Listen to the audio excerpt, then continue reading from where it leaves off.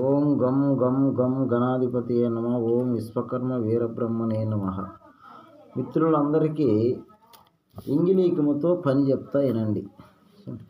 ఇంగిలీక ఒక కుండ తీసుకోండి, కొత్త కుండ తీసుకొని దాని లోపల సముద్రం ఉప్పు బాగా, మన ఇంట్లో ఉప్పు వాడేది ఉప్పు కదా, ఆ ఉప్పే సముద్ర ఉప్పు అనమాట, కళ్ళు ఉప్పు అనమాట.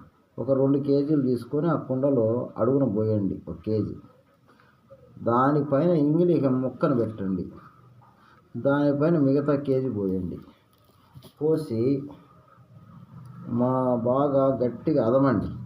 అది మూతను నల్ల ఉమ్మెత్తాకు పసురు ఉంటుంది కదా, ఆ మూతకు పుయ్యండి. పూసి కుండకు బాగా పెట్టి దాన్ని సీల్ చేయండి.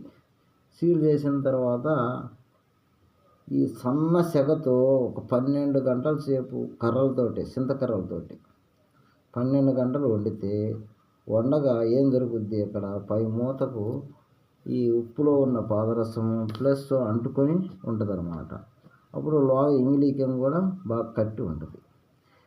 ఆ కట్టిన ఇంగిలీకము ఈ పైకి కుండకు గరుచుకున్న పాదరసము 2 తీసుకొని మెత్త కలం వేసి బాగా నూరండి.